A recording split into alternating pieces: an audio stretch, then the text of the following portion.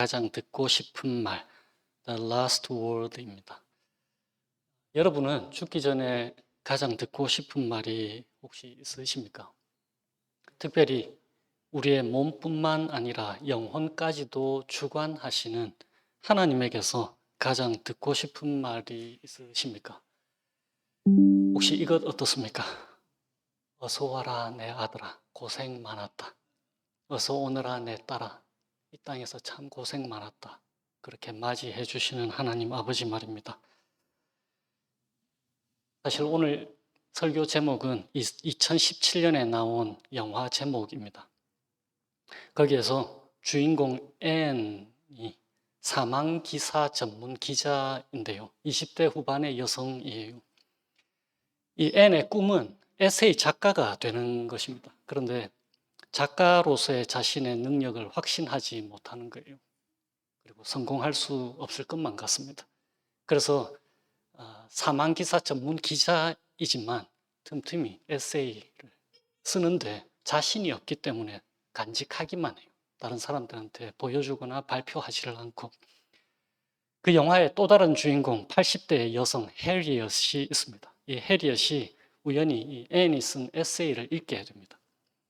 그래서 앤이 에세이 실력이 있다라는 것을 이렇게 한눈에 봐도 알겠는 거예요. 그래서 앤에게 작가로서 소질이 있으니까 도전을 해보라고 격려를 해줍니다. 그때 앤이 거절하면서 이렇게 말을 해요. 실수할까봐 두려워요. 제가 영어로 해야 됩니다. 단어 자체가 우리는 실수지만 영어로서는 make mistake이잖아요. 앤이 이렇게 얘기해요. I'm afraid of making a mistake. 그랬더니 해리엇이 이렇게 대답해요. 네가 실수를 만드는 게 아니야. You don't make mistakes. 실수가 너를 만드는 거야. Mistakes make you. 실수는 너를 더 똑똑하게 만들어줘. They make you stronger. 실수가 너를 더 강하게 만들고 너를 자립하는 사람으로 만들어줘. They make you smarter라고도 얘기하고 They make you stronger. They make you more self-reliant. 그렇게 말을 해주는 거예요. 우리의 모든 실수를 받아주시는 분이 계시다면 우리의 삶은 얼마나 담대하고 얼마나 더 평강을 누릴 수 있고 얼마나 더 즐겁고 얼마나 더 기쁘고 얼마나 더 자유로울 수 있겠습니까? 본문을 통해서 이 하나님의 복음을 듣게 되시기를 기원합니다. 9장 1절에서 하나님께서 제단 곁에 서서 말씀하십니다. 성전을 무너뜨리겠다고. 성전이 어떤 곳입니까? 우리 출애굽기 하면서 했잖아요. 성소. 하나님의 임재의 장소잖아요. 예배의 장소. 하나님께서 그의 백성의 죄를 사하시는 곳. 하나님께서 그의 백성을 받아주시는 곳. 하나님과 그의 백성이 만나는 곳이잖아요. 하나님께서 그의 백성들에게 말씀하시는 곳. 하나님께서 그의 백성과 함께 잔치를 벌이는 곳. 그런데 그런 장소를 하나님께서 싹 다 무너뜨리시겠다. 그리고 그 안에 있는 모든 사람들을 멸하시겠다라고 말씀하시는 거예요. 왜? 우리 아모스서 하면서 했잖아요. 왜? 공의와 정의, 이웃 사랑으로 이어지지 않는 예배는 예배가 아니니까 그런 성전은 필요가 없는 것입니다. 그래서 1절 하반절에 보시면은 그들 가운데서 아무도 도망할 수 없고 아무도 도피할 수 없을 것이다. 싹 다 죽여버리겠다 이 말씀이에요. 그리고 2절에 땅 속에도 가장 낮은 곳 그리고 하늘 가장 높은 곳에서도 그들을 붙잡아 내서 다 죽여버리겠다. 그리고 3절에 갈멜산 꼭대기에서 갈멜산 꼭대기는 이스라엘에서 가장 높은 곳입니다. 그리고 바다 밑바닥 가장 낮은 곳이잖아요. 거기에서도 붙잡아 오겠다. 3절 하반절에 비록 그들이 내 눈을 피해서 바다 밑바닥에 숨더라도 거기에서 내가 바다 괴물을 시켜서 그들을 물어 죽이게 하겠다. 어떻게 해서든지 어디에 숨든지 간에 그들을 찾아서 없애버리겠다 말씀하시는 거예요. 그리고 5절과 6절을 보십시오. 주 만군의 하나님이 땅에 손을 대시면 다시 말하면 땅도 우리 하나님의 손에 복종한다라고 말씀하세요. 그리고 6절은 하늘에 높은 궁전을 지으시고 땅 위에 푸른 하늘을 펼치신다. 땅, 하늘 다 하나님의 손에 복종한다라는 말씀입니다. 그리고 바닷물을 불러 올려서 땅 위에 쏟으신다. 바닷물도 하나님의 말씀에 복종한다라는 것입니다. 그리고 6절 마지막에 뭐라고 되어 있습니까? 그분의 이름은 주님이시다.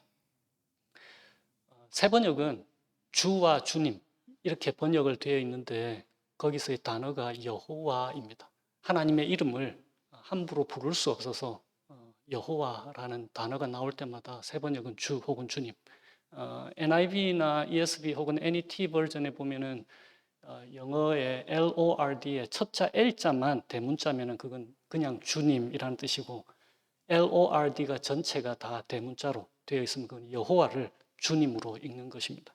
그것처럼 여기에서 그분의 이름은 주님, 곧 여호와이시다라고 말씀하는 것입니다. 그리고 7절 하반절에 내가 이스라엘을 이집트 땅에서 블레셋 족속을 크레테에서 시리아 족속을 기르에서 이끌어내지 않았느냐. 무슨 말이냐면은 세상 모든 족속을 주관하고 다스리고 계신다라는 것입니다. 그러니까 본문을 통해서 드러나는 하나님은 어떤 분이십니까? 땅과 하늘과 바다와 세상 모든 민족들을 주관하고 다스리시는 분이시다라는 말이에요. 전능하신 우주적인 통치자가 바로 우리 주 여호와 하나님이시다라는 뜻입니다. 바로 그 하나님께서 9절에 말씀하시는 거예요. 똑똑히 들어라. 내가 이제 명령을 내린다라고 말이에요. 다른 사람이 아니라 내가 명령을 내린다고 하나님께서 강조하십니다. 그분의 말씀은 창조주이면서 우주적인 통치자이신 그분이시기 때문에 그분의 말씀은 반드시 이루어진다라는 뜻입니다. 그 전능자이신 하나님께서 이스라엘을 심판하신다는 그 말씀이 반드시 이루어질 거다라는 거예요. 9절과 10절을 보십시오. 똑똑히 들어라. 내가 이제 명령을 내린다. 그리고 10절에 나의 백성 가운데서 10절 마지막에 죄인은 모두 칼에 찔려 죽을 것이다. 그런데 모두 다 죽이지는 않고 8절에 보시면은 그러나 야곱의 집안을 모두 다 멸하지는 않겠다 말씀하시는데 10절에 보면은 어떤 모든 사람들을 멸하시겠는지를 말씀하세요. 10절에 보시면은 나의 백성 가운데에서 재앙이 우리에게 덮치지도 않고 가까이 오지도 않는다 하고 말하는 죄인은 모두 칼에 찔려 죽을 것이다. 무슨 뜻이냐면은 이스라엘 백성들 중에 죄가 용인된 것이다. 하나님은 죄를 못 본 채 하시고 죄인들을 심판하지 않으신다라고 말하는 그런 모든 사람들을 다 멸하시겠다라고 말씀하시는 거예요. 다시 말하면 하나님의 공의로우심을 망각하는 사람들. 지금 아모스서의 주제가 무엇입니까? 공의와 정의, 이웃사랑으로 나타나는 것. 그게 참된 예배라고 하잖아요. 왜냐하면 하나님이 공의로우신 분이니까. 그런데 사람들 중에는 하나님은 심판하지 않으시는 분이시다라고 말하는 사람이 있다라는 거예요. 그러면서 그 자비로우신 하나님의 은혜를 악용해서 자신들의 죄를 삶의 방식으로 생각해서 지속적으로 죄를 범하는 사람들, 그런 사람들을 멸할 것이다 라고 말씀하시는 거예요. 이런 사람들을 신약 성경 유다서에 잘 설명해 놓았습니다. 유다서 4절에 이렇게 되어 있어요. 그들은 경건하지 못한 자들로서 우리 하나님의 은혜를 방종거리로 만들고, 영어에서는 방종거리로 만든다라는 말을 이렇게 설명을 해놨어요. A license for immorality. 그러니까 부도덕을 위한 라이센스, 허가증을 가진 것 마냥 하나님의 은혜를 그렇게 바꿔놓았다, 이렇게 말하는 거예요. 그러니까 은혜의 허점을 악용해서 자기 자신들의 욕심대로 행한 후에 용서받으려는 그런 속셈을 드러내는 그런 자들을 하나님께서 멸하시겠다라는 거예요. 그것은 자신들의 죄가 얼마나 심각한 건지를 인정하지 않는 사람들이고, 또 하나님의 은혜가 얼마나 값비싼 대가를 지불한 것인지를 인정하지 않는 행위들이기 때문에 그렇습니다. 그래서 유다서 4절에 이렇게 되어 있어요. 그런 사람들, 하나님의 은혜를 방종거리로 만드는 사람들을 뭐라고 하냐면은 오직 한 분이신 지배자요 우리의 주님이신 예수 그리스도를 부인하는 자들입니다. 그래서 그런 사람들을 모두 다 멸하시겠다라고 말씀하시는 거예요. 그런데 왜 하나님은 자신의 죄를 인정하지 않는 사람들에게는 구원을 베푸시지 않으실까요? 더 정확하게 말씀드리면은 왜 하나님은 그런 사람들에게는 구원을 베푸실 수가 없으실까요? 베풀고 싶어도 베푸실 수가 없으실까요? 하나님의 관점 대신에 인간의 관점으로 한번 생각해 보세요. 그러면 의외로 쉽게 답이 나옵니다. C.S. 루이스가 말했듯이 죄를 인정하지 않는 자는 용서를 받아들일 수 없으니까. 죄를 인정을 안 하는데 용서라는 게 있을 수가 있는 거예요. 그러니까 죄를 죄로 여기지 않는 사람에게는 하나님이 구원을 베풀고 싶어도 베풀지 못하는 거예요. 용서는 죄를 인정하고 고백하는 사람들에게만 주어지는 것입니다. 자신의 죄를 인정하는 사람들을 통해서 하나님은 이스라엘을 회복시키실 것을 약속하시는 거예요. 그들은 마치 나무를 자르고 난 다음에 남는 것, 그 밑동, 곧 그루터기입니다. 스탬프라고 하죠. 트리 스탬프. 거기에서 다시 줄기와 가지가 자라고 잎이 나올 것입니다. 그래서 이사야서에 6장에 이렇게 되어 있어요. 밤나무나 상수리 나무가 잘릴 때에 그루터기는 남듯이 거룩한 씨는 남아서 그 땅에서 그루터기가 될 것이다. 마찬가지로 오늘 본문 11절에 그날이 오면 내가 무너진 다윗의 초막을 일으키고 그 터진 울타리를 고치면서 그 허물어진 것을 일으켜 세워서 그 집을 옛날과 같이 다시 지어 놓겠다. 그리고는 12절에 하나님께서 이렇게 말씀하세요. 에돔 족속 가운데서 남은 자들과 나에게 속해 있던 모든 족속을 이스라엘 백성이 차지하게 하겠다. 에돔 족속이 이스라엘에게 속하게 될 것이다. 다시 말하면 이스라엘의 하나님의 백성의 공동체에 속하게 될 것이다. 구성원이 될 것이다 라는 의미입니다. 그런데 에돔이 어떤 족속입니까? 아모스서 1장 11절에 했잖아요. 하나님이 말씀하세요. 심판을. 에돔이 지은 서너 가지 죄를 내가 용서하지 않겠다. 왜냐하면 그들이 칼을 들고서 제 형제를 뒤쫓으며 형제 사이에 정마저 끊고서 늘 화를 내며 끊임없이 분노를 품고 있기 때문이다. 그렇게 말씀하세요. 여기서 형제가 누구입니까? 에돔은 에서잖아요. 에서는 야곱의 형제지간이잖아요. 그런데 형제지간인 그 이스라엘에게 그렇게 적개심을 품고 있는 거예요. 그러니까 이 에돔은 하나님의 백성인 이스라엘을 향한 다른 온 민족들의 적개심을 나타내는 것입니다. 그래서 이 구절에서 하나님은 이스라엘과 그리고 이스라엘을 대적하던 모든 나라들 사이에 적개심이 사라지고 평화를 이루시겠다라는 말씀입니다.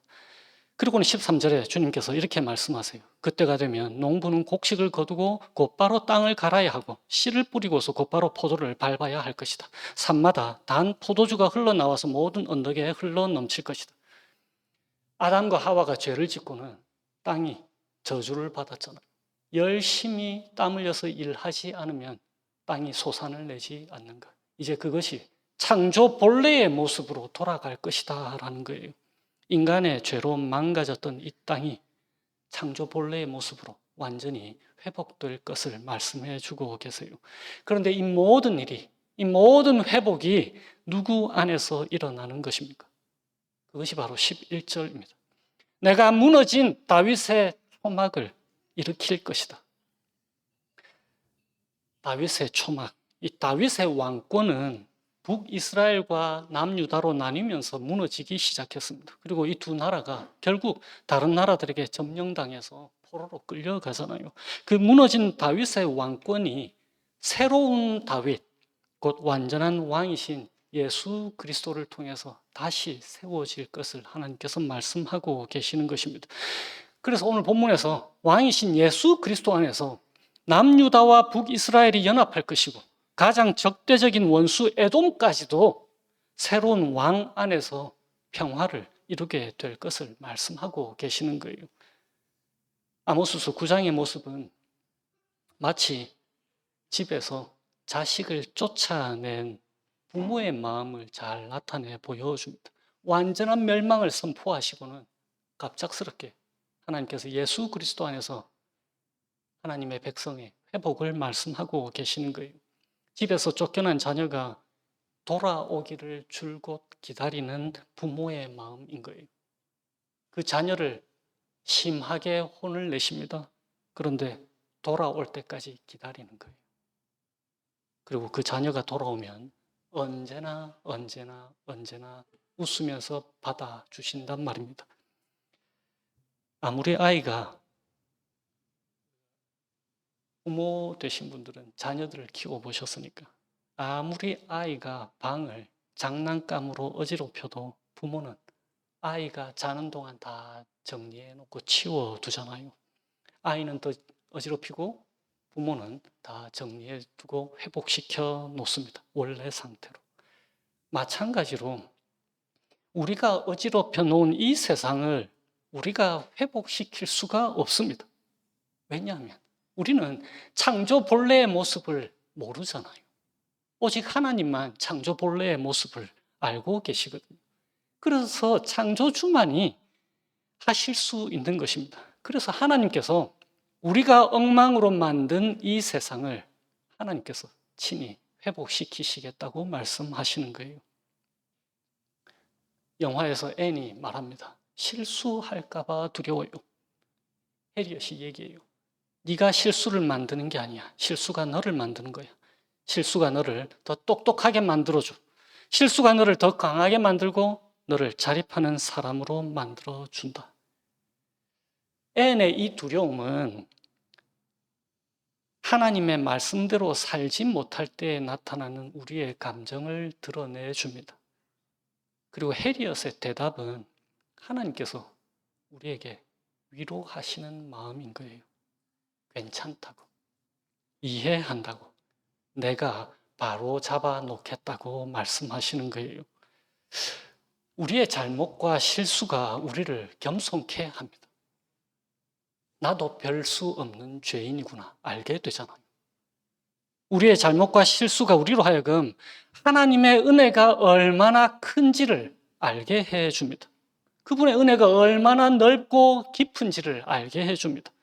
우리의 모든 죄를 덮고도 남을 만큼 무한한 사랑과 무한한 은혜를 하나님께서 베푸시는 것을 알게 해줍니다. 그리고 그 하나님께서 그런 우리에게 예수 그리스도 안에서 약속하시는 거예요. 우리의 어쩔 수 없는 죄된 본성을 마지막 날 완전한 의로움으로 바꿔주겠노라고 말입니다. 누구의 모습처럼요? 우리 주 예수님의 모습처럼. 누구를 통해서요? 예수님의 영, 곧 성령을 통해서. 그 하나님 안에서 모든 자녀들이, 하나님의 자녀들이 한 몸을 이루어서 그리스도 예수를 왕으로 모시고 정의와 평화가 입맞추는 나라를 이루실 것을 말씀해 주고 계시는 거예요. 그런데 바로 여기에 우리가 죽기 전에 가장 듣고 싶은 말이 있습니다. 14절을 한번 보세요. 내가 사로잡힌 내 백성 이스라엘을 데려오겠다. 용서받지 못할 죄를 저지른 이스라엘을 뭐라고 부르십니까? 내 백성 이스라엘. 그리고는 15절에 아모스서 마지막 말씀이 무엇입니까? 주 너의 하나님이 말씀하신다. 주 너의 하나님이라고 말씀하시는 거예요. 여기서 너는 아모스가 아니라 이스라엘을 하나로 보시고 아모스를 통해서 하나님께서 말씀하시는 것입니다. 네가 선택한 하나님이라는 뜻이 아닙니다. 주 너의 하나님이라는 말이 네가 선택한 하나님이라는 뜻이 아니고 친히 너에게 서약하신 하나님이라는 말이에요. 용서받지 못할 죄를 저지른 그들에게조차 그들의 하나님이다라고 불리우기를 주저하지 않으시고 약속하시는 분이시다는 말입니다. 하나님은 그런 분이세요. 우리의 어떠한 잘못에도 하나님은 우리를 나의 아들, 나의 딸아 그렇게 부르시면서 내가 너의 하나님, 너의 아버지다라고 말씀하시면서 우리를 안아주시는 분이십니다. 우리의 어떠한 실수에도 하나님은 나는 너의 하나님이다, 내가 너의 아버지다, 영원토록 어떤 일이 있어도 그렇게 말씀해 주시는 하나님이신 거예요. 이 주님의 은혜 안에 한 주를 주님과 동행하시면서 하나님이 어떤 분이신지 그리고 내가 어떤 존재인지 참된 회복 경험하시기를 주님의 이름으로 축원드립니다. 기도하겠습니다. 주 하나님 아버지, 참으로 보잘것없는 저희들을 예수 그리스도 때문에 하나님을 아버지다 라고 부를 수 있도록 담대함을 주셨고 또 믿음 주신 것 참 감사해요. 저희들의 삶의 모습이 어떠하든지 예수 그리스도의 그 크신 희생으로 담아낸 하나님의 은혜 안에서 변함없이 저희를 주님의 자녀라고 받아주시는 그 하나님을 기억하면서 이 땅을 저희들이 살아갈 때에 은혜를 남용하지 않고 공의로우신 하나님을 닮아서 이 땅에 공의와 정의 그리고 이웃 사랑으로 저희들의 삶이 나타날 수 있도록 주의 성령께서 저희들을 붙들어 주세요. 그래서 저희들이 참다운 하나님의 자녀의 모습으로 이 땅을 살아가게 하시고 그래서 저희들을 통하여서 세상이 공의로 충만하신 하나님의 사랑과 사랑으로 충만한 하나님의 사랑, 공의 볼 수 있게 되도록 인도하여 주시기를 예수님의 이름으로 기도합니다.